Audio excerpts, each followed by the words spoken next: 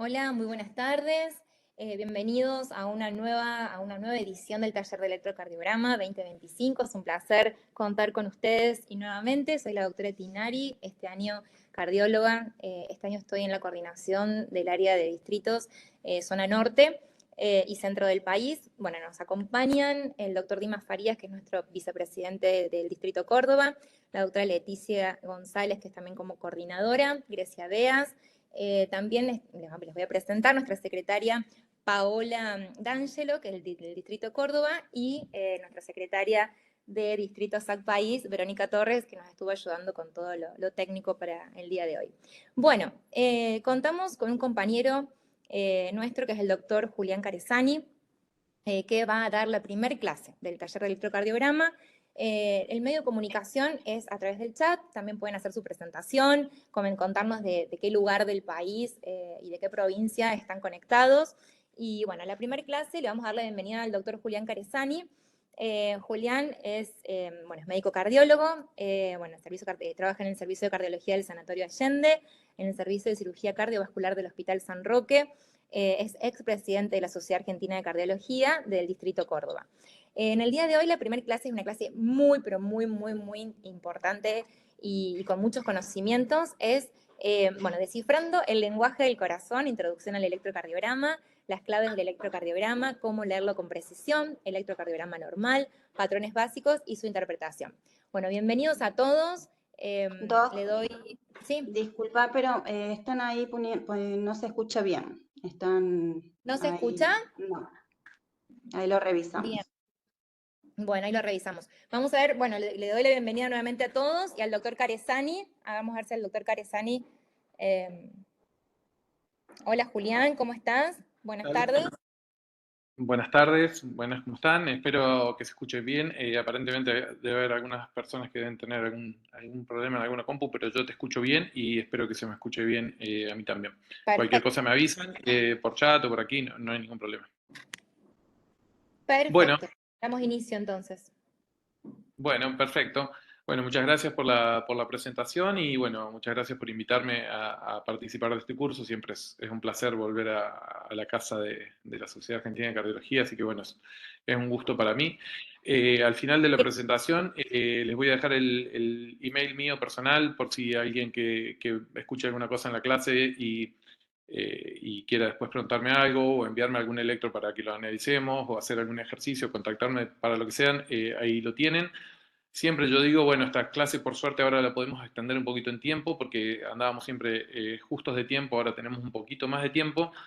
Eh, Juli, perdón, Porque necesitamos tiempo. quería Sí. comentar lo último, que pueden escribir todas las consultas, o sea, interactuar en el chat, que vamos a estar respondiéndoles todas, y bueno, y los vamos a estar leyendo para responder las dudas y demás. Tenemos 163 conectados ahora, con más de 300 inscriptos, así que, bueno, estamos todos muy contentos y, bueno, te doy la palabra para que continúes. Perfecto, bueno, vamos a hacer el intento de que participen vía chat cuando en algunos momentos que podemos intentar interactuar. Hacemos el intento y si podemos, vamos por esa vía y bueno, si es medio complicado, bueno, yo siempre digo que la base de electrocardiograma es, bueno, por un lado estudiar un poco la teoría y después se aprende 100% con práctica, así que se hace falta agarrar electro y ir practicando y con alguien que sepa al lado que te corrija para aprender, digamos, es la única forma. Aprender un poco la teoría, que es lo que yo voy a tratar de introducirlos hoy, y después hay que practicar viendo muchos electros. Así que, bueno, estoy a su disposición para ayudarlos en los que sea, y ahora vamos a tratar de interactuar un poquito con lo que podamos de los electros, aunque siempre sería muy lindo poder tener esta clase en presencialidad y ir haciéndolo como taller e ir analizando un montón de electros en vivo. Eh, bueno, dicho todo esto, pasamos a la clase, a nuestra teoría propiamente dicha. Eh, bueno, acá vemos los inicios de la electrocardiografía, lo pongo porque es cuán anecdótico y gracioso. Miren lo que eran los electrocardiogramas cuando surgieron. Este es Einthoven, que es el padre de la electrocardiografía, quien ganó un premio Nobel en 1924 justamente por descubrir el galvanómetro, que fue esto que vemos acá con estas cubas gigantes. que fue el precursor de lo que actualmente conocemos como el electrocardiógrafo, y era donde se empezaron a detectar los potenciales, los potenciales eléctricos del corazón. Y ahí se ve como abajo en 1903, ya tenemos más de 120 años, tenemos el primer electrocardiógrafo, y miren qué práctico era como hoy, que te lo hace un reloj. En esa época pesaba 250 kilos el aparato, así que no era muy portátil. Bueno, ¿qué es el electro? Es un registro gráfico de los potenciales eléctricos que produce el corazón. Esa es la definición de un electrocardiograma. Básicamente, y de hecho también cuando uno le explica a los pacientes sobre el electro, lo que uno ve es el registro de la actividad eléctrica. O sea, nuestro corazón se contrae, al igual que todo el resto de los músculos, por pequeñas descargas eléctricas, y el electrocardiograma es el registro de esas descargas eléctricas. Obtenidos desde la superficie corporal mediante un aparato llamado electrocardiógrafo, con un montón de salvedades que hoy hasta te las hace un reloj, etcétera, etcétera, pero este es el electrocardiógrafo con uso académico y científico tradicional. También existe un electrocardiograma intracavitario, que es desde adentro del corazón. En ese caso es la salvedad de que no es desde la superficie corporal. También existe el electrocardiograma con electrodos intraesofágicos, que después ya también lo verán, que sirven para usos específicos. Bueno, vamos en cuanto a los cables que tenemos en el electrocardiograma, que son los que vemos siempre. Tenemos básicamente 4 cables que conectamos en las extremidades. Ahí tienen, se ponen para la forma gráfica, siempre es uno rojo, uno amarillo, uno negro y uno verde. Como ven acá en el esquema de este pequeño hombrecito que tenemos, siempre el rojo va en el brazo derecho, el negro en la pierna derecha, el verde en la pierna izquierda y el amarillo en el brazo izquierdo. A veces algunas personas usan la mnemotecnia de que es como un semáforo, iniciando desde el brazo derecho hacia la pierna izquierda. Otros, en Buenos Aires, por ejemplo, se usaba que es Colegio Nacional de Buenos Aires, por la C, la N, dando la vueltita desde la derecha hacia la izquierda, C, N, B, A. Entonces que te quedan las iniciales de las letras. Cualquier mnemotecnia que sea, pero bueno, estas cosas van a ser muy graciosas en su profesión, que a pesar de que es algo tan sencillo, muchas veces vemos electrocardiogramas que uno dice, ¿qué pasó acá? ¿O qué arritmia tiene? ¿O a dónde va el eje eléctrico? Que no lo entiendo. Y es porque pusieron los cables al revés, que es un error extremadamente común. Las cosas que vamos a ver ahora de cosas técnicas del aparato, muchas veces uno como que las da por sentado así nomás. Dice, bueno, seguro, esto poner los cables y los pusiste bien, y la velocidad del electro está bien, los amperes toda la configuración del electro está bien, pero muchas veces no lo está. Y muchas veces vemos electro que nos cuesta un montón descubrir por dónde, qué es lo que tiene el paciente, y es que tiene alguna cuestión técnica mal hecha. Entonces siempre tenemos que hacer eso, tenemos que trabajar con el electro. Siempre digo yo que hay que sistematizar y trabajar como un robotito organizado. Primero checar las cosas técnicas del electro, la parte técnica del trazado que tenemos, y después recién sistemáticamente analizar. Bueno, primero analizo tal cosa, tal otra, en un orden, porque es la forma en la que llegamos mejor a los diagnósticos y no nos salteamos cosas que después cuando lo vemos con tiempo, el electro dice, si lo hubiera analizado ordenadamente, eso hubiera saltado. Así que siempre hagamos las cosas con el orden que yo voy a tratar de enseñarles hoy. Así que bueno, los cables en las extremidades, y después tenemos 6 cables en la región precordial, que ahora ya vamos a ver a dónde van ubicados. Después tenemos el amplificador de señal, que es el aparato que detecta los potenciales eléctricos, y el inscriptor de papel, que actualmente puede no estar porque muchos de los electros son digitales y te crean un registro en PDF. El papel de registro, o el PDF, la cuadrícula del PDF, o el sistema, eso está estandarizado a nivel mundial. Es una cuadrícula, tiene cuadrados pequeños, como ven acá arriba a la derecha, cuadrados pequeñitos y cuadrados más grandes. Cada 5 cuadrados pequeñitos o rayas finas tenemos una raya gruesa. Eso nos da esta cuadrícula que vemos acá abajo, que cuando está calibrado correctamente, que es eso también lo tienen que chequear, que está calibrado en 25 milímetros por segundo, y cuando hacemos un testeo, 1 milivoltio son 10 milímetros de altura en la señal, en lo que ven acá abajo a la derecha, nos queda una cuadrícula como esta que estamos viendo abajo a la izquierda, donde cada milímetro de ancho en el sentido de las X es 0.04 segundos y cada milímetro en el eje vertical tiene un 0.1 milivoltios. ¿Tá? Eso lo tenemos que saber, esos son los cuadraditos chiquitos y después los cuadraditos grandes. 1 centímetro en el eje vertical es 1 milivoltio y un cuadrado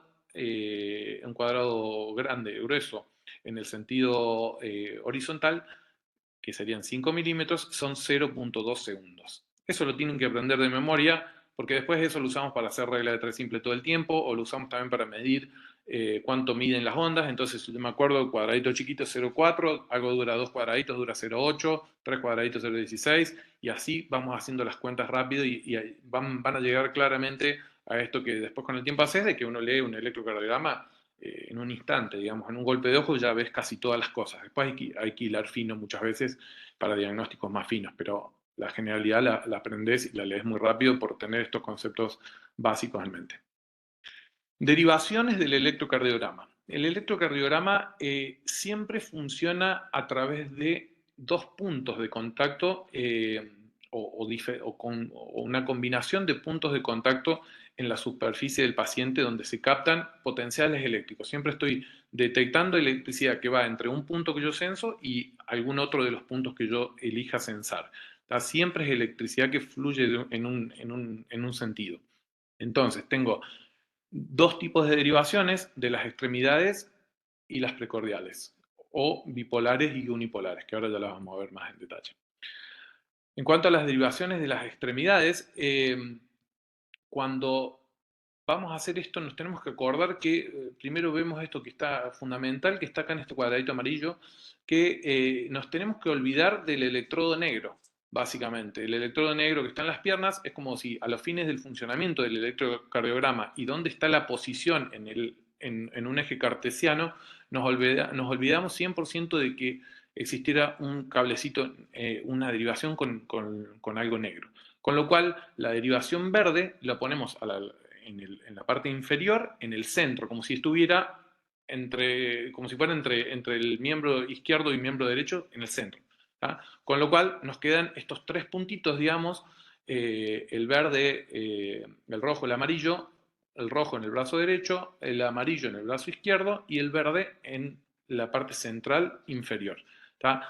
Y cuando unimos dos de cada una de esas derivaciones, de cada uno de esos dos sensores, por así decirlo, vamos a tener una determinada derivación, de los cuales los nombres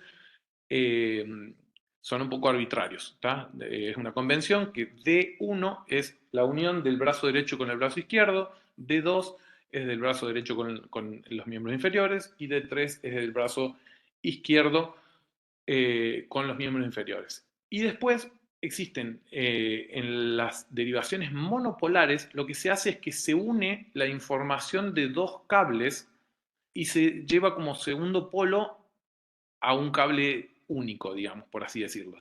Entonces, ABR es la unión de información. Un polo es como si se tomara entre el brazo izquierdo y la pierna, eso se une la información, por eso la liñita que vemos acá, la flecha, surge desde el centro de esas dos y va orientada hacia el brazo derecho. ABL es como si uniéramos la información entonces que viene desde el brazo derecho y de los miembros inferiores y vamos hacia el brazo izquierdo.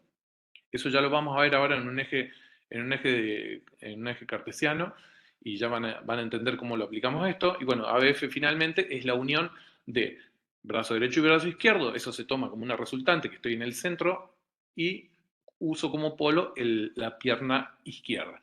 Es por esto que después, van a ver cuando en la práctica cotidiana, cuando a un paciente se le sale un electrodo, por ejemplo, o un brazo no lo conecto, no se me van a desconectar absolutamente todas las derivaciones del electro.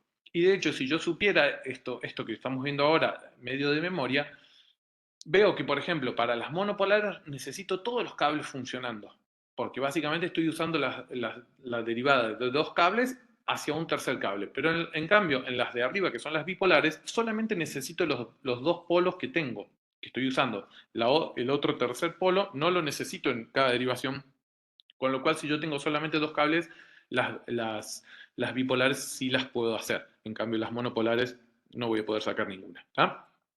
Con las precordiales pasa parecido. ¿Tá? Estas son todas derivaciones que se ven en el plano frontal, o sea, en un eje que me atraviesa en el plano frontal, como a cada individuo que yo le estuviera haciendo el electrocardiograma. Entonces yo voy a tener que, si el eje eléctrico va hacia abajo, va hacia los pies del paciente o va hacia el brazo del paciente, o sea, va en un eje, en un eje dentro del plano frontal. A diferencia de las derivaciones precordiales que van en un plano horizontal, o sea, yo el cuerpo lo estoy cortando como si fuera en una rebanada y yo estoy evaluando entre distintos puntos a casi una misma altura en el eje vertical. Estoy puramente en el eje horizontal.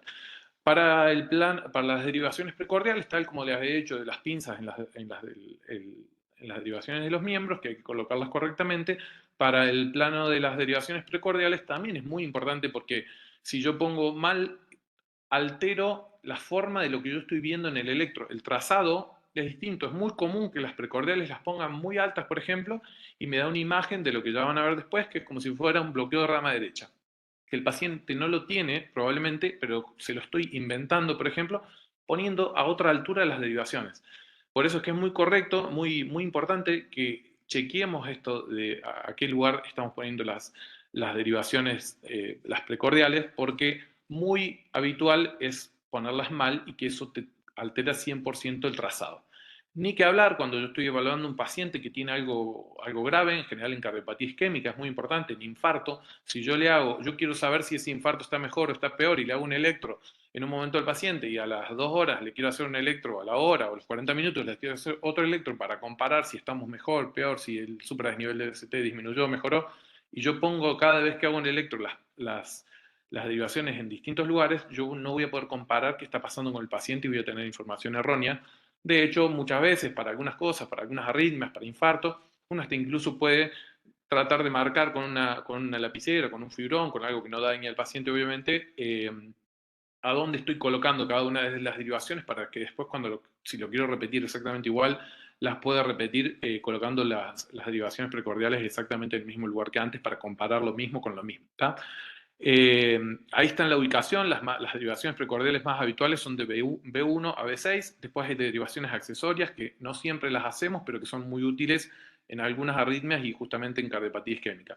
No voy a entrar en detalle de a qué altura las ponemos, pero básicamente arrancamos siempre en el cuarto espacio intercostal, siempre recordar que el manubrio esternal, que es donde nosotros tocamos esa saliencia que tenemos en el pecho, debajo de eso es el segundo espacio intercostal. ¿Tá? Entonces ahí ya tengo el segundo espacio intercostal. Si quiero contar el cuarto espacio, me tengo que ir 2 espacios para abajo tocando el margen de las costillas y ahí ya sé que estoy en el cuarto espacio intercostal de forma correcta y de ahí tengo que irme a las líneas que corresponden para poner los electrodos. Junto al esternón, de un lado y del otro, para B1, B2. En B4 es en la línea medio clavicular, el 3 es entre el 4 y el 2, justo a mitad de distancia tengo que colocar el electrodo para hacer B3. B5 y B6 es a la altura de B4, o sea, sobre la altura costal de B4, pero en la línea axilar anterior. O sea, también es muy importante esto porque muchas veces vemos que los electrodos los ponen o muy girando en el tórax o todos muy amontonados en la cara anterior del tórax. La línea axilar anterior es justamente eso, es la línea que yo trazo a través de la axila. Entonces, ahí es que tiene que ir B5 y la línea axilar media es donde tiene que ir B6. Esas son las derivaciones más convencionales. Después tenemos B7 y B8 yéndonos hacia atrás, que a veces lo usamos para ver la cara posterior, para ver alguna extensión de infartos y demás, y las derivaciones del lado derecho, B3R y B4R, son iguales a B3 y B4, pero puestas sobre el tórax del lado derecho. Entonces, obviamente tenemos que sacar alguna de las peritas que tenemos puestas en las derivaciones, cuando hice el electro del resto de las derivaciones, y las corro para el otro lado. Y acá está cuánto es la posición en grados. A mano derecha, en el tercer recuadro, en la tercera imagen que ven en pantalla, a mano derecha es cuánto la posición en grados que tengo con respecto al corazón en ángulos. Esto se usa habitualmente para arritmias, es bastante útil para localizar a dónde está, por ejemplo, un foco donde están surgiendo extrasístoles ventriculares. Entonces yo quiero saber, entonces analizo puntualmente cómo es la forma del electrocardiograma de la extrasístole, por ejemplo, en cada una de las precordiales, y yo sé estimativamente en qué lugar del corazón específico está saliendo, de qué lugar es el que está surgiendo esa arritmia. Así que es algo muy interesante. Bueno, ahora vamos a ver a la cuestión fisiológica, de la fisiología celular, de qué estoy viendo yo cuando hago un electro y en qué se basa. Básicamente lo que yo estoy viendo es a nivel macroscópico, digamos, poniendo pinzas con cosas grandes, veo este fenómeno que es celular, que está en la célula, que veo básicamente la despolarización de la célula. En reposo, básicamente los aniones intracelulares predominan, tenemos cargas negativas dentro de la célula, en las células miocárdicas, con predominancia de sodio y potasio en el extracelular, y cuando tengo una señal de despolarización, lo que va a ocurrir es que ingresa a la célula principalmente bueno, potasio, de acuerdo a la célula que tenga y en qué va a estar basado, pero básicamente cambia el potencial de membrana y de pasar de un potencial en reposo, que estoy en menos 20 voltios, paso a un potencial positivo intracelular. Entonces tengo esto que es una despolarización de la célula y en algún lugar está ocurriendo este fenómeno que vemos acá con un circulito blanco. Yo no sé si ustedes ven mi puntero cuando yo muevo el puntero en la imagen. Eh, Acá tenemos el circuito blanco donde se junta una carga positiva y una carga negativa en la membrana. Entonces ese es el lugar, básicamente ese cambio de la polaridad de la célula es lo que yo detecto en el electrocardiograma, o sea, el lugar, el momento donde se está despolarizando. Entonces, si yo pongo, acá ven sensores, lo que tenemos acá es un sensor puesto arriba, un sensor puesto a la izquierda y un sensor a la derecha. Vemos acá, hicimos zoom a el lugar donde yo le digo que tenemos una carga positiva y una carga negativa juntas. La carga positiva en el vector de despolarización sería la que me va a dar se va a registrar como algo, como una onda hacia arriba. Entonces, si yo estoy en el sensor de la derecha, en la imagen de la derecha, donde tengo este detector en la derecha, y esta despolarización está viniendo hacia mí, o sea, como ven acá en la foto, que la despolarización va hacia la derecha, con el sensor de la derecha, como la despolarización está viniendo hacia mí, o sea, la carga positiva, la cola positiva, digamos, de ese vector de despolarización se está acercando hacia mí, yo lo voy a ver como una onda puramente positiva, porque estoy justo alineado, si yo estoy perfectamente alineado y está viniendo derecho hacia mí, yo veo el vector de despolarización puramente positivo. O sea, lo que veo es que se me está acercando algo positivo y eso lo escribe el aparato en el papel como un vector puramente positivo, una onda puramente positiva, que es lo que tenemos a la derecha. Si yo al revés, vamos al sensor, al detector o al sensor de la izquierda, donde la despolarización justamente se está yendo para el otro lado, se me está alejando, mi sensor, mi detector, lo va a notar en el papel o lo va a detectar como una onda puramente negativa. Entonces tengo una onda pura que no tiene nada hacia arriba. Entonces es una onda plena negativa. Y si yo lo veo desde lo perpendicular, o sea, a 90 grados de este fenómeno que está ocurriendo, o sea, lo veo de costado, como en este caso el sensor que tenemos arriba de la pantalla, justamente lo que voy a ver es ver pasar primero la cabeza positiva y después voy a ver pasar la cabeza negativa. Entonces, en líneas generales, yo lo voy a ver como una línea plana si es que no lo estoy detectando, o si lo detecto, si no, también lo puedo ver como una onda isodifásica, que se llama, que es cuando una onda, es la que tienen acá arriba a la derecha, tiene exactamente igual cantidad de milivoltios hacia arriba que hacia abajo. O sea, la onda, el detector lo vio pasar a la onda exactamente de forma perpendicular. Entonces se inscribe en el papel como una onda con igual voltaje para arriba y para abajo, y eso va a ser muy importante después cuando calculemos el eje eléctrico, porque sabemos, entonces, ahora en base a esto, es que esto es el eje eléctrico, digamos, esto que yo les acabo de explicar. Si yo voy a ver, si yo encuentro un lugar donde hay una onda pura positiva, es ahí que yo lo estoy viendo venir de derecho justo la despolarización y voy a tener en ese lugar mi onda. mi eje eléctrico. Si yo la tengo isodifásica, como lo tengo acá, significa que lo estoy viendo la onda eléctrica pasar justo desde la perpendicular, o sea, a 90 grados de esa derivación va a estar el eje eléctrico. ¿Tá? Ya después los vamos a ver con algún ejemplo. Bueno, este es la despolarización cardíaca en líneas ya más macroscópicas. Siempre tiene un sentido desde endocardio a epicardio. Siempre las fibras de la conducción eléctrica siempre están más cerca del endocardio. Entonces, en definitiva, el músculo cardíaco siempre se despolariza desde adentro hacia afuera, desde el endocardio hacia el epicardio. ¿Cómo es la activación normal del corazón? Bueno, esta es la secuencia que ya tantas veces han visto: el nódulo sinusal con despolariza las aurículas, después el nódulo auriculoventricular, el haz de His con sus ramas, izquierda-derecha, y después va a todo el miocardio, tanto al ventrículo derecho como al ventrículo izquierdo.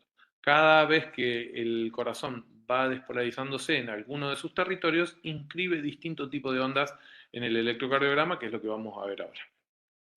La activación normal de las aurículas, bueno, lo habitual, lo normal es que sea la aurícula derecha de arriba hacia abajo, de atrás hacia adelante y de derecha a izquierda, la aurícula izquierda de derecha a izquierda y de adelante hacia atrás, con lo cual da una resultante entre las dos aurículas, que esto es lo que más nos importa, que el eje eléctrico de la P, o sea, el eje eléctrico de la despolarización auricular, en líneas generales debería ser de arriba hacia abajo y de derecha a izquierda y de atrás hacia adelante. O sea, la P debería ser positiva en D2, un eje normal sería aproximadamente entre menos 30 y más 90 grados, y una duración de la onda P de 0.10 segundos es el máximo.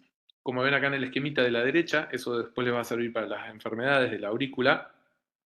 Cuando vemos una onda P toda entera, es la sumatoria de la actividad eléctrica, como ven acá el primer rombito, digamos, la actividad eléctrica de la aurícula derecha, que se suma a la actividad eléctrica en una parte de la aurícula izquierda. Hay una parte que están superpuestas las dos actividades eléctricas, y después es puramente la aurícula izquierda.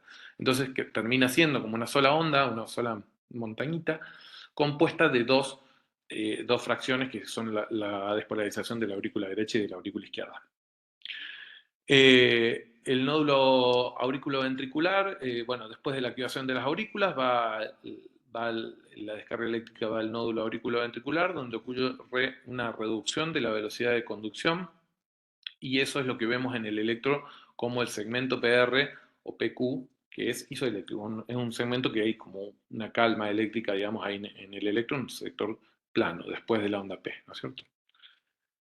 Activación normal de los ventrículos, bueno, del nódulo AB pasa a las de His, de ahí a las ramas, derecha-izquierda, de ahí al sistema de His-Purkinje, que distribuye el impulso eléctrico en todo el miocardio.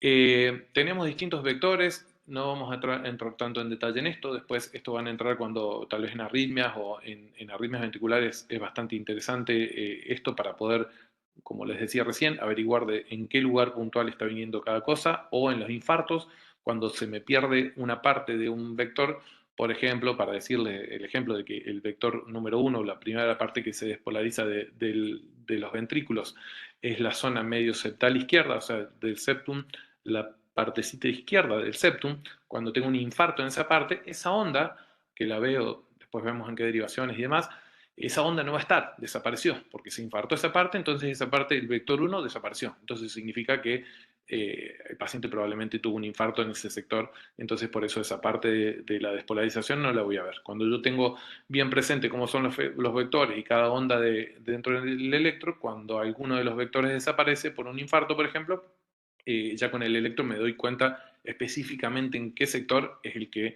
el paciente tiene infartado y no tenemos más miocardio y por ende no tenemos más actividad eléctrica. Estos son los vectores en forma más explayada. Bueno, el primer vector, como dijimos, es el septum, la parte media septal izquierda. El vector número 2, las paredes libres del ventrículo derecho e izquierdo. Y el ventrículo 3 son las masas paraseptales altas, la última parte de los ventrículos, que es lo último que se despolariza. después esto les va a servir para después, como les digo, arritmias y infartos, básicamente. Bueno, seguimos con las convenciones. Estos son todas convenciones internacionales. La denominación de las ondas en el electrocardiograma.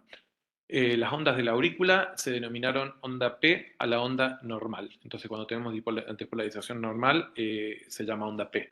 Si tenemos una onda gruesa con la línea de base, que es una arritmia, que después ya la van a estudiar, que es cuando el paciente tiene un aleteo auricular o un flutter auricular, ya deja de tener onda P, porque no es esa onda de una contracción auricular organizada.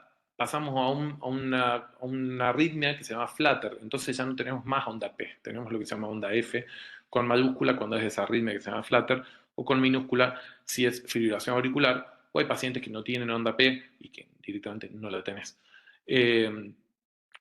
Después la actividad eléctrica de los ventrículos, también por convención, es el primer, tenemos el QRS famoso, que es onda Q, y esto es una convención muy importante y que después se tienen que acordar por qué se llama esto y cuándo es que es la primera, porque después van a ver que los llamamos que tiene QS o tiene RS, R', cosas raras, digamos, para los nombres de las ondas, y es que se basa en esto. Onda Q es la primera onda negativa, no precedida por ninguna otra onda en el QRS. Entonces, la primera onda negativa que tenga, lo voy a llamar Q. Onda R, cualquier otra onda positiva del electrocardiograma. Todo lo positivo lo voy a llamar R. Y onda S lo voy a llamar a la onda que sea negativa, pero que esté precedida por otra onda en el electrocardiograma. ¿tá? Esa es la convención, que después voy a generar un montón de combinaciones de nombres, que son todas estas que estamos viendo acá, por ejemplo, que ven que estoy combinando. Por ejemplo, en la primera opción, una R chiquita, porque tengo una onda positiva primero, entonces tengo onda R, y después lo siguiente no se llama Q, se llama S, porque la S era cuando yo tenía una onda que precedía a una onda negativa. Entonces se llama RS, entonces eso. Y así todas las convenciones, como siempre, volvemos a la anterior, onda Q, primero onda Q negativa, y la onda S, la R todo lo positivo, y onda S cuando vos tenés una onda precedida por alguna otra actividad eléctrica antes, por otra onda antes, así es la denominación. ¿tá? Vamos a analizar un poco los segmentos del electrocardiograma, los nombres, cómo se llaman, como bueno, recién vimos, ya analizamos bueno, la onda P, el segmento PR es el segmento hasta el inicio del QRS. El QRS, bueno, ya vimos las tres ondas, después tenemos el segmento ST, que es lo que viene posterior al QRS, la onda T, que ya la vamos a analizar, que es la repolarización, y la onda U es una onda que en general aparece en gente, en niños muy jóvenes, o puede aparecer en determinadas situaciones, pero es una onda de repolarización y que es posterior a la onda T. Bueno, pasamos a cosas un poco más prácticas y vamos a cosas en las que cuando vemos electros vamos a tener que deducir cosas, descifrar cosas nosotros. Vamos al eje eléctrico del corazón. El eje eléctrico, como ponemos ahí, no es anatómico. ¿A qué nos referimos con eso? Muchas veces los pacientes, cuando ven un electro y te dicen eje eléctrico desviado a la izquierda, pueden interpretar que es que el corazón lo tenés desviado para un lado o para el otro, que tenés una desviación anatómica del órgano, y eso no es así. Con un corazón en la misma ubicación, por distintas patologías, tu eje eléctrico puede cambiar hacia un lado o hacia otro, y es el eje de cómo fluye la electricidad adentro de tu corazón. Se puede calcular en los distintos planos en los que estamos haciendo las derivaciones del electro.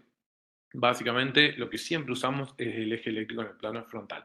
Existe además poder calcularlo en el eje horizontal o sagital, pero eso se usa, como les dije, para localizar arritmias y demás, que en este caso no lo vamos a ver solamente esto, el eje eléctrico en el plano frontal, donde tenemos un arriba, un abajo, una derecha y una izquierda en el plano frontal. Los otros son para actividades más específicas. ¿En qué nos basamos en el eje eléctrico? Acá volvemos a los dibujitos esos que vimos al principio de dónde están ubicadas las derivaciones, y si ustedes ven acá los círculos, los tenés, y la rayita, estamos uniendo todas las pequeñas rayitas que habíamos visto cuando vimos de dónde hacia dónde iba cada derivación. Entonces, D1, por ejemplo, tenemos una raya horizontal, porque va de un brazo derecho a brazo izquierdo. ABF, como yo les había dicho, era la unión de los dos brazos, entonces te ubica en el centro y va recto hacia el miembro, hacia los miembros inferiores. Entonces, cada una de las derivaciones que vimos antes se ponen todas planas, se superponen todas y las trasladamos a un eje de coordenadas, un eje cartesiano. Entonces, básicamente, eso nos va por convención, tenemos los grados, tenemos puesto los 0 grados en la horizontal hacia la derecha y 180 grados por ende a la izquierda, que es positivo o negativo, es 180, así que no nos va a cambiar, pero sí tenemos hacia arriba todos los grados en negativo, menos 90 grados es arriba y más 90 grados es abajo. Entonces, teniendo eso, después dividimos todo en cuadrantes. Como son 6 derivaciones, claramente los cuadrantes van a ser, va a haber 30 grados de diferencia entre cada cuadrante y también por convención tenés acá cuando es negativo, cuando es positiva cada derivación. Esas son convenciones que las tenemos que aprender de memoria. Entonces ABF es positivo hacia abajo, D2 es positivo hacia abajo, D3 es positivo hacia abajo, D1 es positivo hacia la derecha. ABL es negativo, está en menos 30. Y ABR cuando lo usamos normalmente está es más 30, o si no, menos 150 es la ubicación de la derivación original, pero trasladada a su opuesto es más 30, es la ubicación donde va a estar la variante positiva de ABR.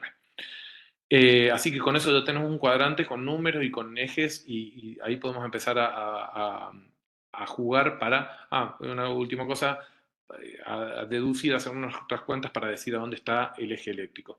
Claramente, acá ya que tenemos todas las derivaciones, tenemos que esto dividido en cuadrantes, básicamente el cuadrante donde están la mayoría de los impulsos eléctricos en pacientes normales es el primer cuadrante, o sea, entre 0 grados y más 90 grados. El segundo cuadrante está abajo a la derecha, el tercer cuadrante arriba a la derecha, el cuarto cuadrante arriba a la izquierda.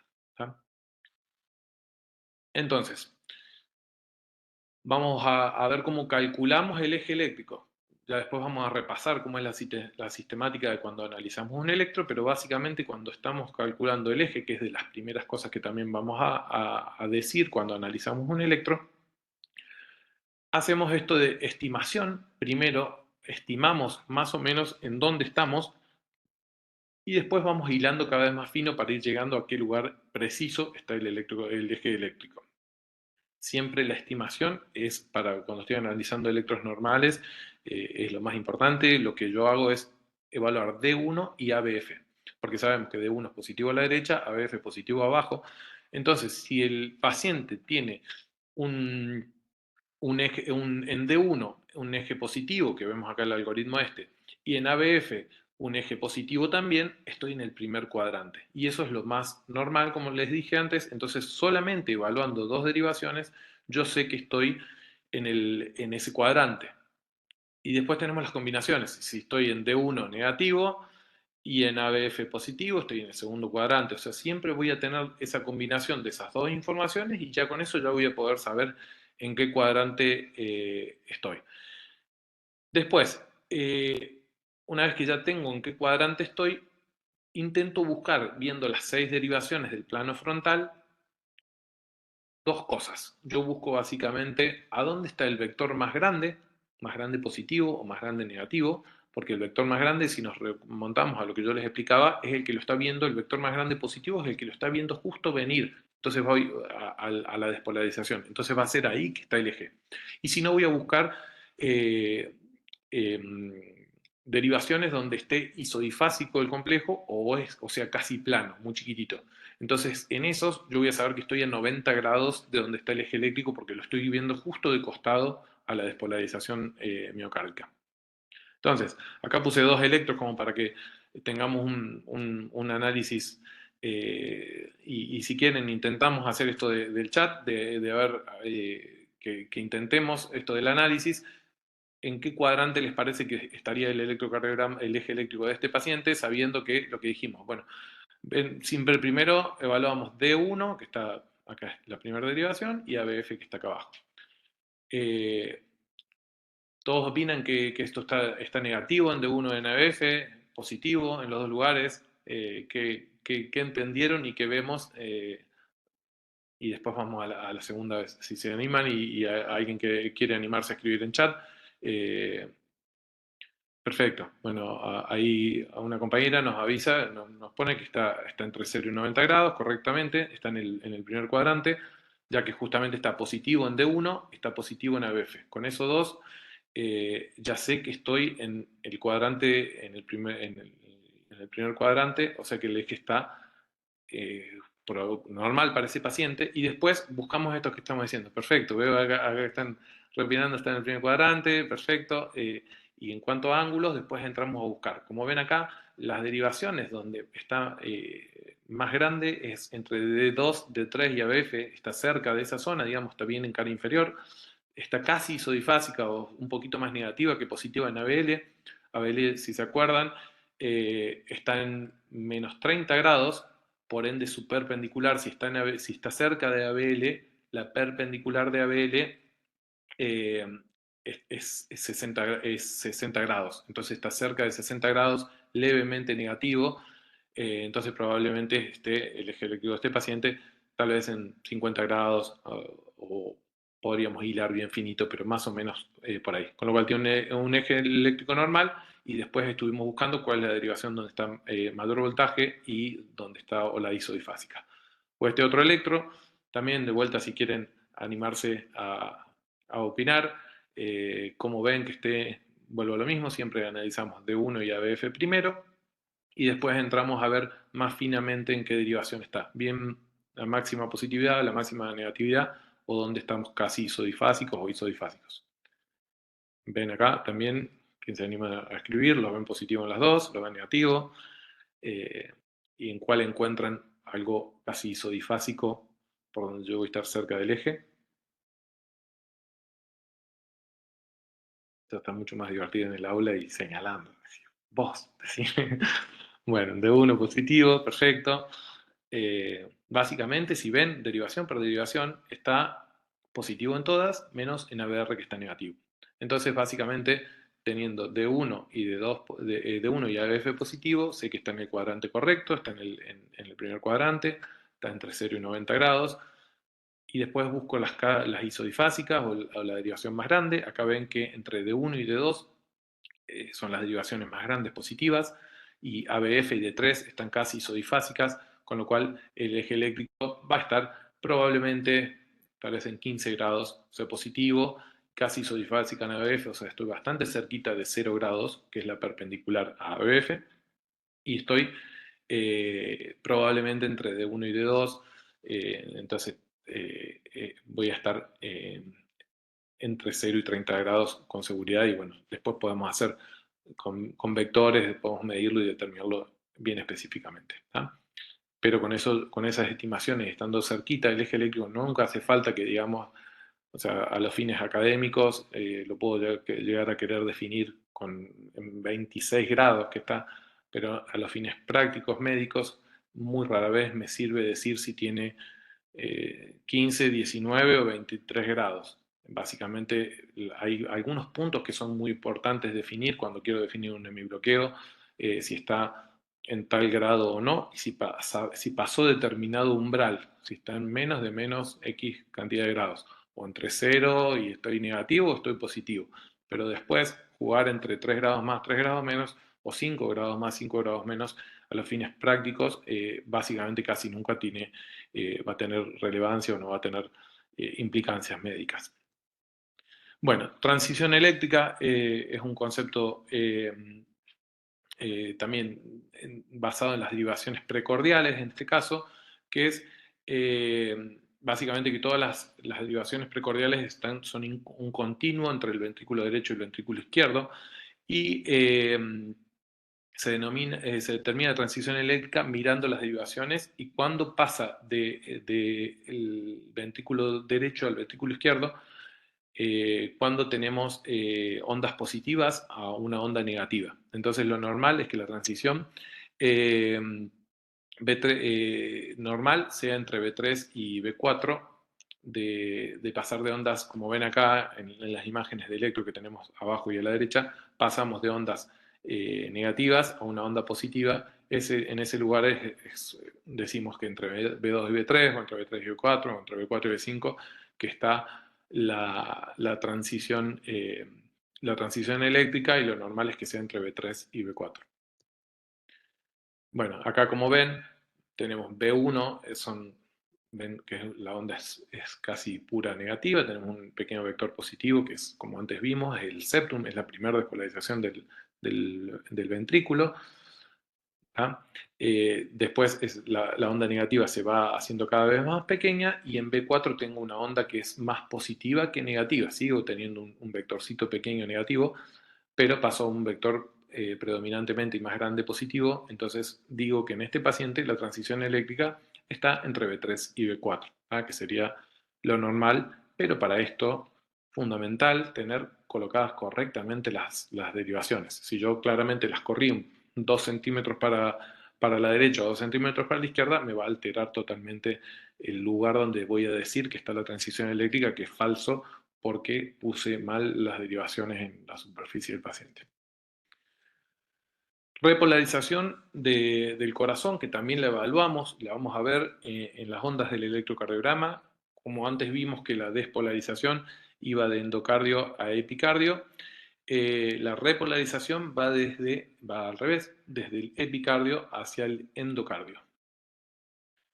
Entonces, no tiene la repolarización como tal una representación en el electrocardiograma, ya que está la repolarización de las aurículas no se ve en el electro porque es muy pequeña y está enmascarada por el resto de las ondas del electrocardiograma, con lo cual por eso la repolarización auricular no se ve. Y la repolarización ventricular está representada inicialmente por la línea isoeléctrica, el punto J, que todo eso lo vamos a analizar cuando estemos buscando enfermedades o problemas. Y básicamente la onda mayor que analizamos para la repolarización es la onda T. Así que la onda T en general tiene igual dirección que el vector mayor del QRS, pero en sentido inverso. Esta norma es como una generalidad porque a veces esa norma en algunas derivaciones no ocurre, pero lo más habitual, que es en las 12 derivaciones del electro, si yo tengo una onda muy grande positiva, una despolarización positiva, lo más probable es que la onda T tenga que acompañar o sea, tener si el vector fue positivo, la onda T también va a ser positiva en esa misma derivación y viceversa. Bueno, vamos ahora un poco a cómo nos organizamos para leer un electrocardiograma. Entonces, lo que vemos inicialmente es también la frecuencia de los complejos, para determinar la frecuencia cardíaca del paciente, frecuencia cardíaca en el electro. Vemos la ritmicidad de los complejos, o sea, si la distancia entre un latido y otro es simétrica y están siguiendo un mismo tiempo. Y después vemos las características y la secuencia de las distintas ondas. Analizamos, digamos, cada una de las ondas. Entonces, vamos a ver cómo definimos la frecuencia cardíaca en un electro. Básicamente tenemos muchas formas de hacerlo y tenemos algunas formas que son igual, básicamente estamos haciendo lo mismo que hacemos con el eje eléctrico. Tenemos formas más estimativas, más grandes, como para determinar si estamos normales o anormales o más o menos en qué números, en qué valores andamos. Y después podemos hilar milimétricamente y ahí también podemos decir que está exactamente en 64 latidos por minuto, 63 latidos por minuto. Existe forma de medirlo eso minuciosamente, pero bueno, muchas veces con algo más general y más aproximado ya nos alcanza. Depende para qué estemos buscando. A veces hace falta para algunas cosas medirlo milimétricamente. La frecuencia cardíaca normal en el adulto es entre 60 y 100 latidos por minuto. Cuando estamos por debajo de 60, estamos en bradicardia. Cuando estamos en más de 100, estamos en taquicardia. Y la frecuencia Si la quiero calcular de forma rápida, yo veo en el electro, en esta imagen abajo, no sé, ya lo vamos a ver en otra de las imágenes, yo veo básicamente los cuadrados grandes y cuento busco dos ondas R, o sea, busco donde yo tengo dos despolarizaciones y cuento la cantidad de cuadraditos grandes que hay entre esas dos ondas R. Si tengo un solo cuadradito grande entre las dos ondas R, la frecuencia del paciente va a ser 300. Si tengo dos, 150. Si tengo tres cuadraditos grandes, la frecuencia es 100. Si tengo cuatro, es 75. Luego es 5, es 60. 50, 43 latidos por minuto. 37 latidos por minuto y de ahí sigue bajando 33, 30. Básicamente en líneas generales se usa mucho esa regla, ya la vamos a practicar ahora con algunos de los electros que ponemos como ejemplo, y contando muy fácilmente vas a saber de forma estimada en cuántos latidos por minuto, y estos números nos los tenemos que aprender de memoria: 300, 150, 100, 75, 60, 50, 43. Esos los tenemos que saber de memoria y con eso sabemos muy rápidamente en qué frecuencia cardíaca está el electro. Lo podríamos calcular, como cuando le digo, de forma más precisa. Yo puedo medir la cantidad de cuadraditos pequeños, o sea, de milímetros en definitiva, que tengo entre dos ondas R o entre dos ondas P o entre la onda que yo quiero tomar como referencia. Y yo sé que ese tiempo es 0.04 segundos. Entonces, si yo tengo, por ejemplo, 22 milímetros, tengo 0.88 segundos y hago una regla de 3 simple. Si 0.88 es un segundo, tengo un solo latido. En 60 segundos, ¿cuántos latidos tengo? Entonces termino dividiendo 60 dividido la cantidad de milisegundos que yo tengo, y eso me da exactamente la frecuencia cardíaca del paciente. Y si no, y esta última técnica, la número 3, la solemos usar en las arritmias, en la fibrilación auricular, en el flutter, que contamos cuántos complejos QRS tengo en 10 segundos. Y como lo estoy contando en 10 segundos, después lo multiplico por 6 y listo, ya tengo eso. Se usa para estimar frecuencias cardíacas más que nada en ritmos irregulares. Busco 10 segundos del electro basándome en las rayas grandes, en estas marquitas que tiene el electro arriba, y lo multiplico por 6 y tengo cuántas pulsaciones estimadas por minuto tiene.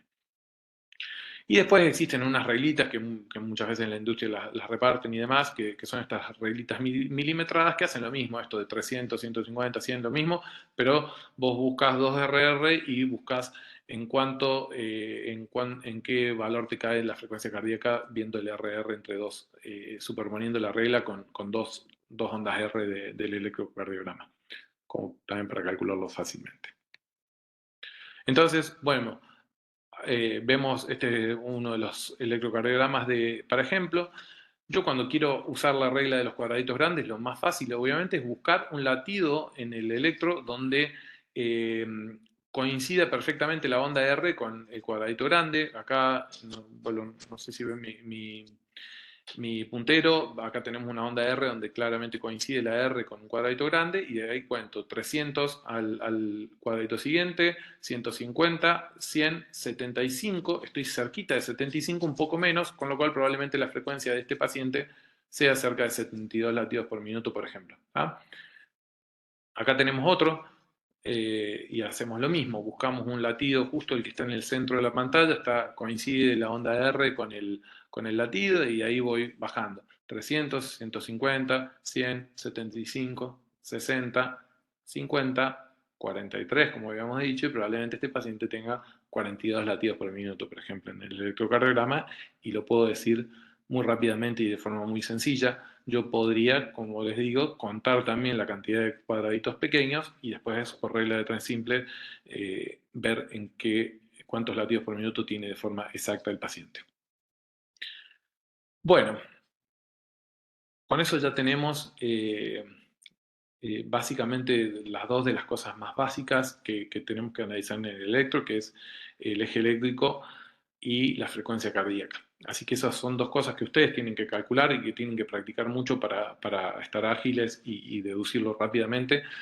Y básicamente, si esas dos cosas las aprenden de la charla de hoy, yo ya me siento más que satisfecho, y es el objetivo central de esto. Y ahora vamos a analizar un poquito cada onda, pero esto que vimos hasta recién es de lo más importante que tienen en las generalidades del electro. Poder saber de forma bien correcta calcular un eje eléctrico y una frecuencia cardíaca.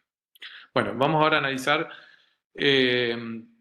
los valores de un electrocardiograma en un ritmo sinusal, o sea, en un ritmo normal. ¿Tá? Tendríamos que tener, cumplirse la ritmicidad de los complejos, la onda P, la QRS, el ST.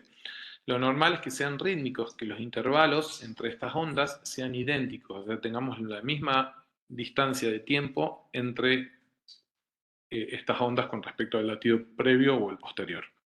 Hay situaciones normales donde esto puede ocurrir de forma arrítmica, y que es algo tan natural como cuando un niño chiquito, en general esto con los años se pierde a veces, pero si vemos electrocardiogramas de niños pequeños, es muy común que tengan esto de que los complejos sean arrítmicos con lo que se llama arritmia respiratoria. Básicamente siempre tenemos un poquito de bradicardia expiratoria y taquicardia inspiratoria. Entonces a medida que los niños pequeños, eso se ve muy marcadamente en los electros, a medida que va respirando, vemos que los QRS se separan y se ponen más juntos o más separados con la respiración. Eso es muy común y es una arritmia, entre comillas, porque los complejos no serían rítmicos, pero se llama arritmia respiratoria o arritmia sinusal respiratoria, que es un fenómeno normal. Entonces, acá vemos como tenemos un paciente con un ritmo normal, donde todos los complejos están simétricos y con misma distancia entre latido y latido. La arritmia sinusal respiratoria que estamos viendo en el segundo ejemplo, donde los latidos se acercan o se alejan de acuerdo a la respiración del paciente. Tenemos la migración sinusal del marcapasos, que es que el lugar donde surge la onda P varía un poquito de acuerdo a la posición y la respiración del paciente o por cuestiones arrítmicas, entonces cambia la forma de la onda P. Y como ven acá, incluso está en distintos lugares y entonces por eso la tenemos ondas P en distintos lugares. ¿Ah? Vamos a analizar un poquito las características y las secuencias de las ondas. El intervalo, vamos a arrancar por el primer intervalo, que es el PR o intervalo PQ normal. El intervalo comienza con la onda P, desde el comienzo, es el que se mide desde el comienzo de la onda P al comienzo del QRS. Debe medir entre 0,12 y 0,20 segundos, perdón, en el adulto.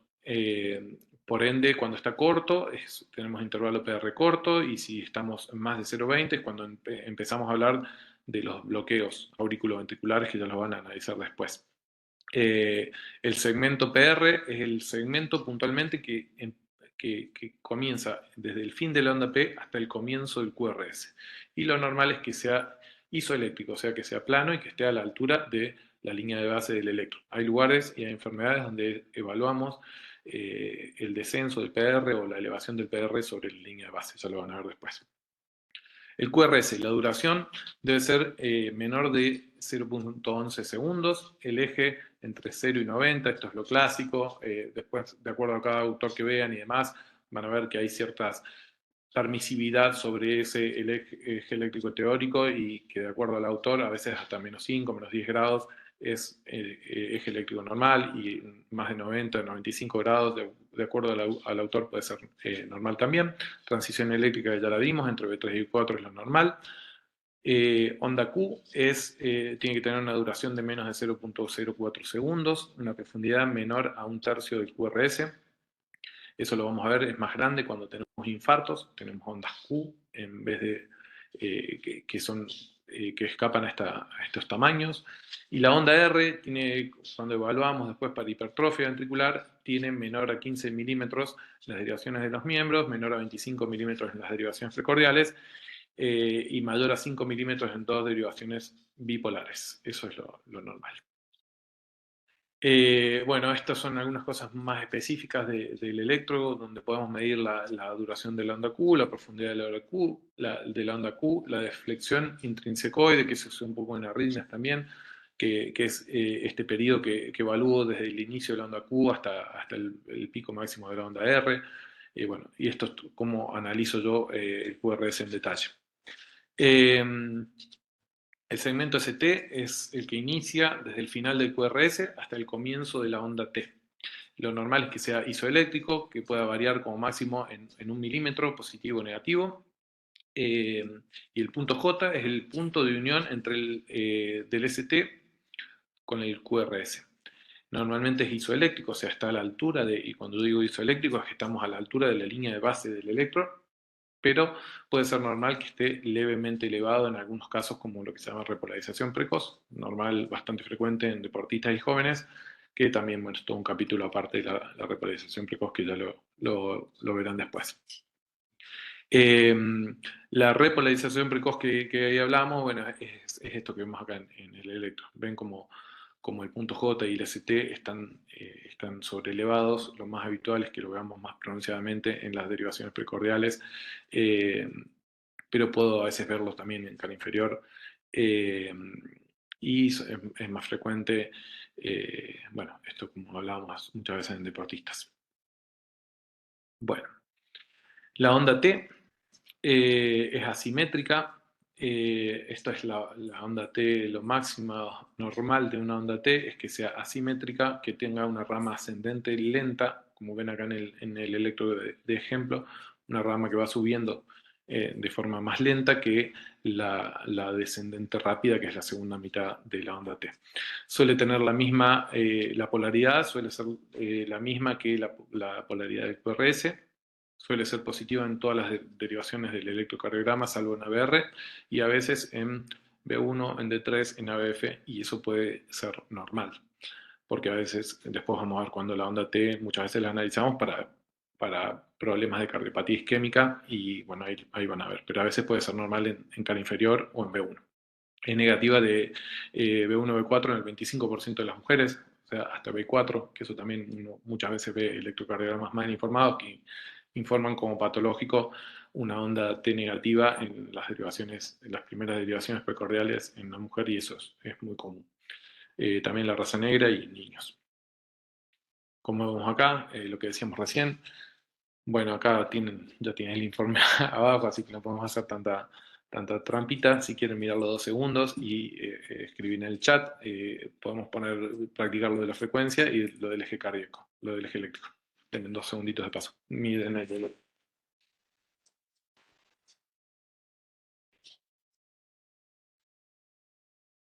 Bueno, por el chat no vi mucha opinión. Bueno, básicamente vemos para el eje eléctrico que es un paciente que tiene la derivación en ABF es positiva, en D1 también es positivo, con lo cual el eje eléctrico está en el cuadrante normal, en el primer cuadrante. Están casi isodifásicas ABL y D1, ¿tá? Así que estamos cercanos a la perpendicular de D1, o sea, estamos cerca de 2 y de ABF, o sea, estamos entre más 60 y más 90 grados en el eje eléctrico. Las pulsaciones por minuto, buscamos uno que esté en un cuadradito grande, en una línea gruesa, y tenemos 300, 150, 100, 75, o sea, está casi en 75 latidos por minuto el paciente, y bueno, para que practiquemos lo de antes, y bueno, vemos que un paciente esto es un electrocardiograma normal, y vemos que el paciente tiene las ondas T negativas en B1 y en ABR, y eso es normal. Y está acompañando a la polaridad de los QRS. Pero como ven, por ejemplo, en B2 y en B3 no se cumple esto que decimos. Por ejemplo, en B2 el paciente tiene vectores que son negativos, casi por completo, y la onda T es positiva ahí. ¿tá? En algunas derivaciones existe cierta, más que nada en las primeras precordiales, existe la posibilidad de que no concuerde la polaridad de la onda T con la polaridad del QRS. Pero las derivaciones frontales en líneas generales prácticamente siempre tienen que concordar. Bueno, vamos a ver la onda U ahora, que es esta onda que no aparece en todos los electrones, es una onda relativamente que aparece muy pocas veces, es una onda de bajo voltaje, tiene cerca de 1/3 de la onda T en la misma derivación. Cuando se registra, cuando la vemos en el electro, es una onda que aparece después de la onda T, con la misma polaridad. Se suele ver más en B3 y B4, con frecuencias cardíacas bajas. Y su origen no es bien conocido. Bueno, tampoco tiene una importancia patológica muy significativa, solamente para saber que cuando existe no necesariamente es tenemos que pensar en una arritmia, en una enfermedad cuando aparece una onda después de la onda T y que se parece a la onda T, pero es más bajita. No la podemos confundir nunca con otra onda P porque son definitivamente muy distintas. Bueno, el QT es desde el comienzo del QRS, es el segmento que medimos desde el comienzo del QRS hasta el final de la onda T. Su valor normal depende de la frecuencia cardíaca. Y acá hacemos una pequeña pausita y es muy importante porque van a ver que cuando medimos el QT vamos a tener dos formas de medirlo. El QT medido en segundos o en milisegundos, como lo quiero yo expresar. Y después tenemos lo que se llama el QT corregido, que es, como vemos ahí abajo, QT, lo seguimos de una C en minúscula, y eso es que adaptamos la medición del QT a la frecuencia cardíaca en la que se encuentra ese paciente, ya que un QT que es muy prolongado, por ejemplo, cuando el paciente está muy bradicárdico, después yo hago el cálculo del QT corregido y me da un QT normal. Digamos, el QT corregido, que es lo realmente importante, es normal. Y cuando está al revés, un paciente muy taquicárdico, a veces yo creo que el QT está bien, porque está dentro de los valores que yo creería que está bien, pero si lo ajusto por la frecuencia cardíaca en la cual está el paciente, me da que el paciente tiene un QT prolongado. Y el QT tiene importancia básicamente en las arritmias. Existe desde enfermedades congénitas que lo alteran hasta, bueno, cómo configuro yo un marcapasos y demás. Puedo generar gran problema si hago una despolarización en el momento que estoy sobre la onda T, por ejemplo. Entonces, cuando tengo QT prolongado, tengo más tiempo para que yo haga problemas, digamos, básicamente. Se calcula con esa fórmula, el QT dividido la raíz cuadrada del intervalo RR, todo en segundos. El QT corregido debe ser menor a 0,45 segundos en el hombre y 0,47 en la mujer. Y hay normogramas, o sea, tablitas para que rápidamente uno sepa, de acuerdo a la frecuencia cardíaca del paciente, si estoy con QT corregido normal o patológico. Bueno, con eso ya tenemos casi toda la información que queremos sobre las bases del electro, y vamos ahora a ver, bueno, que hay varias situaciones donde un electro anormal no necesariamente es sinónimo de una enfermedad, de una cardiopatía. O sea, el problema muchas veces no va a estar puramente en el miocardio del paciente, sino que puede ser por otras cosas. Puedo tener alteraciones en la repolarización, o sea, cuando vemos la onda T, el ST y demás, que es cuando estamos buscando isquemia básicamente, y eso se puede alterar por factores raciales, muy clásicamente por trastornos hidroelectrolíticos, tanto en el pH como en el sodio y el potasio, y por factores metabólicos. Después tenemos alteraciones en la despolarización también por alteraciones anatómicas del paciente, como por ejemplo las personas que tienen un pectum excavatum muy exacerbado, o un timoma, por ejemplo. Y después tenemos artefactos, que esto es muy importante también, a veces buscamos enfermedades y en realidad lo que había era un problema técnico en el electrocardiograma.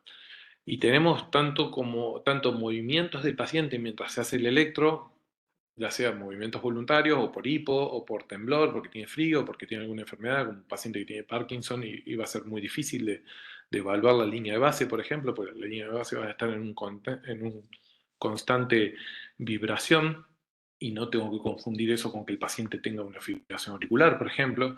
Pero bueno, me va a complicar técnicamente el análisis de ese electrocardiograma.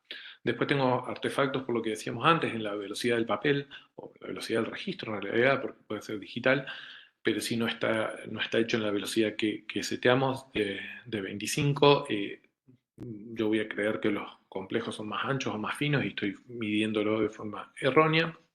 O esto que les decía, muy común, la posición errónea de los electrodos, o conectar mal los cables. Pusiste bien los colores de las pinzas, pero los cables no era el cable que correspondía a cada pinza. Así que eso lo vemos muy frecuentemente, lamentablemente. y a veces estamos horas, o no sé si horas, pero bueno, un buen rato tratando de ver una enfermedad de un paciente y en realidad lo que tenía era que hay una cuestión de estas técnicas erróneas. Y confundimos hasta una extrasístole con que el paciente en realidad hizo un movimiento brusco con un brazo y decimos que hay una extrasístole y en realidad es que el paciente cambió algo desde el aspecto técnico del electro. Así que bueno, básicamente esos son todos los conceptos que yo quería brindarles en esta charla sobre un electrocardiograma normal. Queda esto que yo les decía, bueno, esto para aprender es básicamente agarrar un electrocardiograma tras otro y ponerse a practicar y a ver con alguien que sepa al lado y que los orienten y ponerse a calcular calcular el eje eléctrico 1000 veces, calcular la frecuencia cardíaca 1000 veces con las distintas técnicas que tenemos y analizar siempre de forma sistemática, siempre para analizar el electro traten de ser ordenados y arrancar y ver un electro, primero analizar si está en un ritmo sinusal o no, si la frecuencia cardíaca la determino y si está alterada o si está normal. Después analizo el eje eléctrico, veo en líneas generales en qué cuadrante estoy y después analizo cada onda y cada segmento de forma particular para poder yo determinar si alguna onda tiene algo extraño que que pueda ser patológico. Tienen ahí, como yo les había dicho, mi mail para mandarme cualquier consulta que quieran. Pueden también, si quieren ahora en el chat, escribir si tienen alguna duda, alguna cosa que les haya quedado de lo que vimos. Voy a tratar de maximizar, si puedo, el chat. Eh, y si quieren alguna duda o si quieren que veamos alguna cosita, la podemos repasar. Bueno, ahí mientras repasamos el chat, muchas gracias Julián por la clase, la verdad que muy claro todos los conceptos. Así que bueno, agradecido desde la comisión directiva de los coordinadores y por lo que veo en el grupo de asistentes también, muchas gracias porque ha sido muy clara. Una de las preguntas que estuvieron haciendo, repasando ahí, es de si sirve la calculadora del eje eléctrico. Creo que la he visto 2 o 3 veces a la pregunta. Ajá, Este, todos últimamente somos muy amantes de las calculadoras.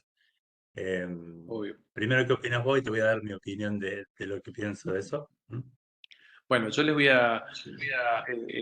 está divertido que charlemos de esto porque, bueno, lamentablemente no sé si lamentablemente, son herramientas, pero uno ve que ya gran parte de los aparatos de electrocardiograma nuevos, si uno hace el electro, tenés una interpretación por inteligencia, no, por algoritmo, lo que llamamos la inteligencia artificial, si se quisiera,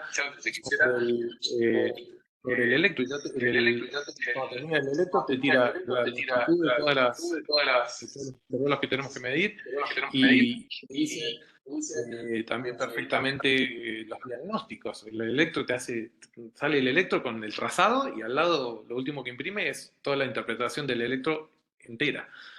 Y a veces, en manos no expertas, el aparato de forma automática te hace mucho más diagnósticos de los que alguien que no tiene experiencia te podría ver y te saca mucha más información de la que uno ve. Y eso es muy gracioso y a veces es un arma de doble filo porque nos puede ayudar a aprender y a ver cosas que tal vez no las vimos y cuando te las muestra el aparato y te dicen diagnóstico X, vos te pones a repasarlo en el electro y decís, mira, no le había visto que tenía tal cosa o tal otra. Y nos puede ayudar a aprender. Lo negativo es que, como todo, estas cosas automáticas nos atrofian nuestra capacidad de pensar y de razonar y además saber que muchas veces no vamos a tener esa herramienta, entonces cuando nos acostumbramos a eso y después estamos haciendo una guardia en un pueblito en el medio de la nada o en una ambulancia y no tenemos cosas muy básicas o queremos hacer diagnóstico con un electro de un reloj. Yo he tenido por mucho tiempo un reloj que hacía electro, educabas y te hacía un electrocardiograma de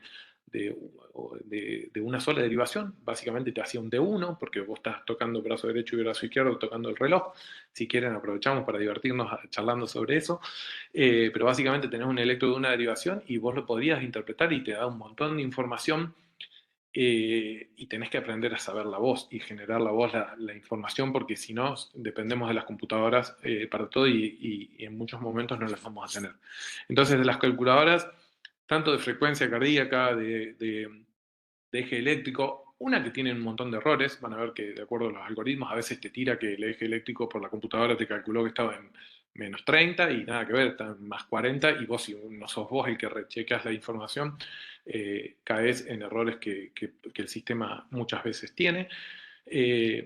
Y dos, que muchas veces no vas a tener esa herramienta. Entonces yo creo que probablemente son herramientas que por ahí para salir de un apuro o para orientarte te pueden servir, o para mecanizar informes en instituciones que tengas que informar 500 electros, pero básicamente yo creo que hacer el ejercicio y tenerlo fresco ayuda a hacer esto que es muy lindo, que hacemos cuando ya tenemos un poco de conocimiento, es que vemos un electro así y hacemos casi competencia de quién lo ve más rápido y hace el diagnóstico más rápido que algo que lo ves así en un golpe de ojo y ya te das cuenta de la enfermedad, ya te das cuenta del eje en 4 segundos, la frecuencia cardíaca súper rápido.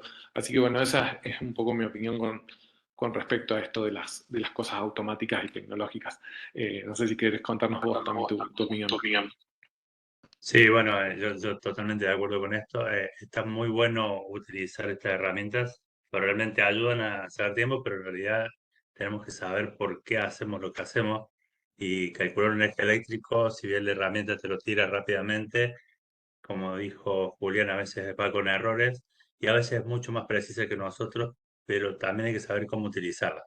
Ahí en la calculadora que supongo que dicen que es la de D1 y D3, en realidad es por un método desde el paralelogramo, que bueno, uno tiene que tener el concepto también de cómo son los vectores y cómo los calcula uno. Esto, si uno se fija y quiere poner los valores en la calculadora, no puede poner valores negativos, pero en realidad lo que uno tiene que hacer es usar el valor neto de amplitud. Y ahí es donde vienen los algoritmos que uno empieza a decir, tengo que acordarme también de qué calcula cada algoritmo.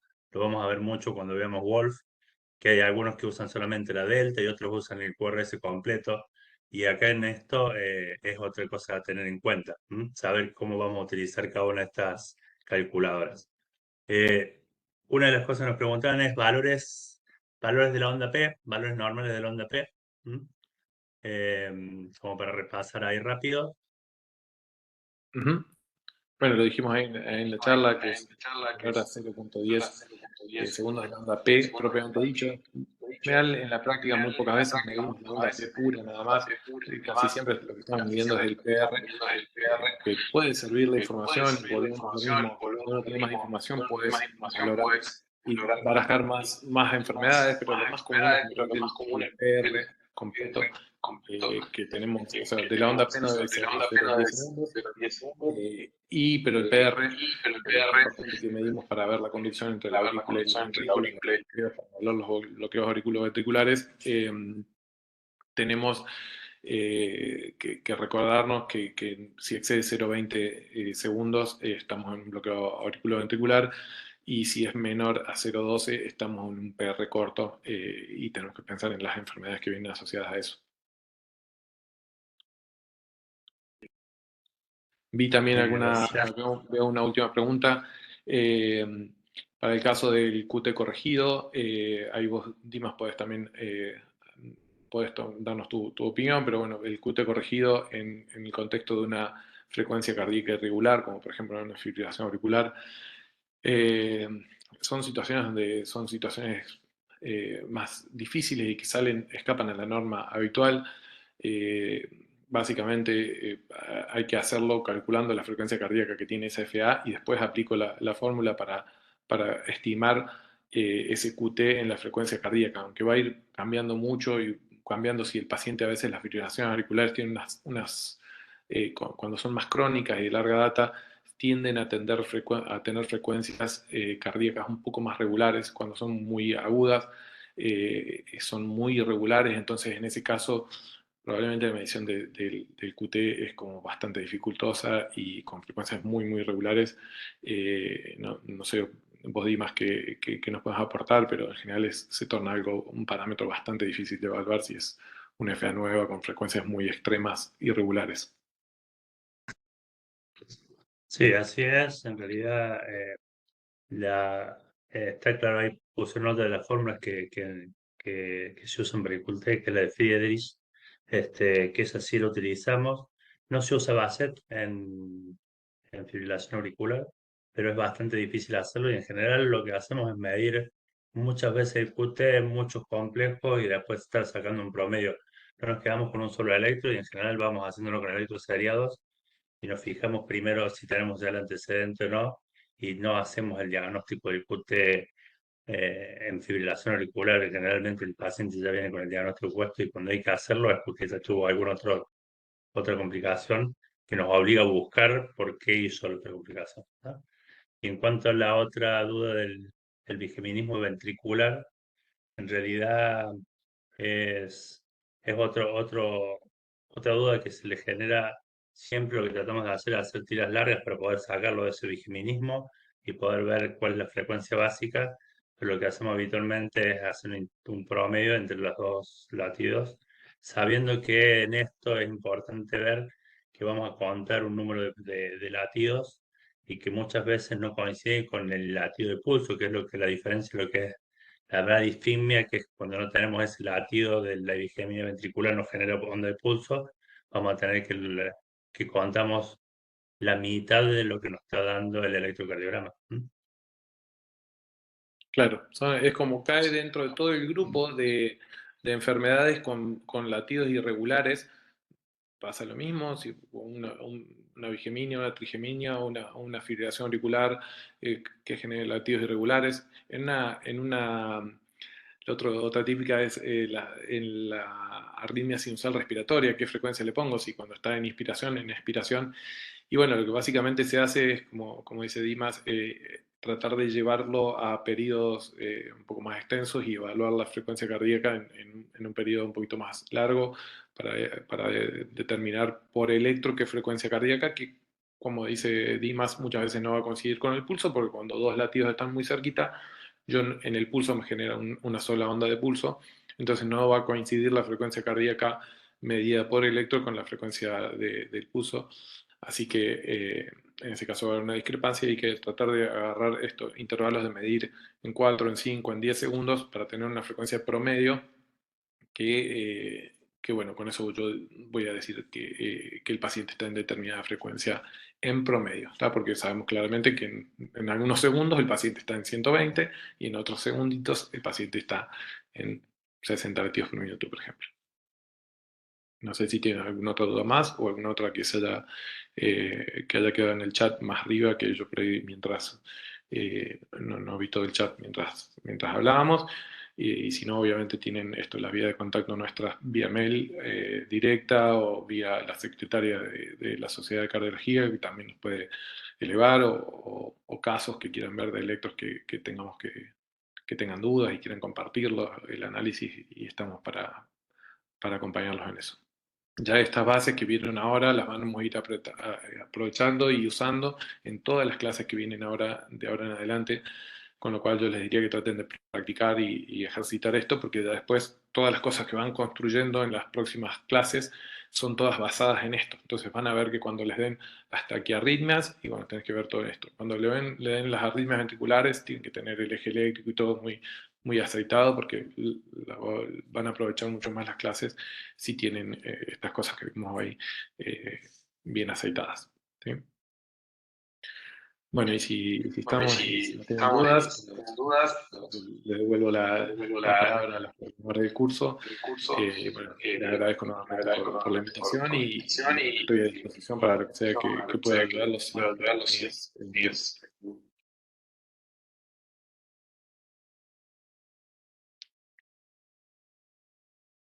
No, gracias Julián de vuelta. Gracias a todos los participantes. Como hemos visto, ha habido gente de numerosos lugares, ha sido una muy buena convocatoria. Hay gente de otras provincias, de Buenos Aires, de Tucumán, de La Rioja, no me quiero olvidar, de Entre Ríos hemos visto gente.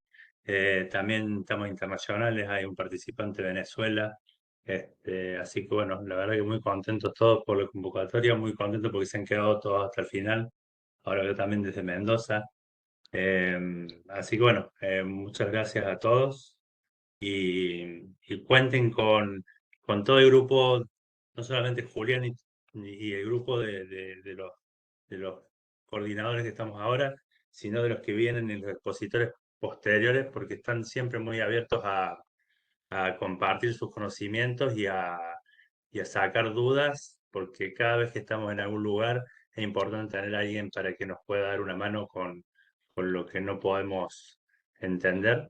Y en esto, es como dijo Julián, es mucha, mucha práctica, mucho leer el electrocardiograma y al final van a ver que uno de un vistazo, las cosas gruesas las puede sacar rápidamente, pero tienen que saber muy bien las bases. Y hoy las bases esas las dejó muy, muy claras Julián. Así que muchas gracias. Un gusto, muchas gracias. Muchas gracias por todo. El próximo encuentro. Nos vemos el 16. Creo que tenemos el taller. El 16 de julio, ya es el segundo encuentro, que damos por finalizada el primero y los esperamos para el próximo.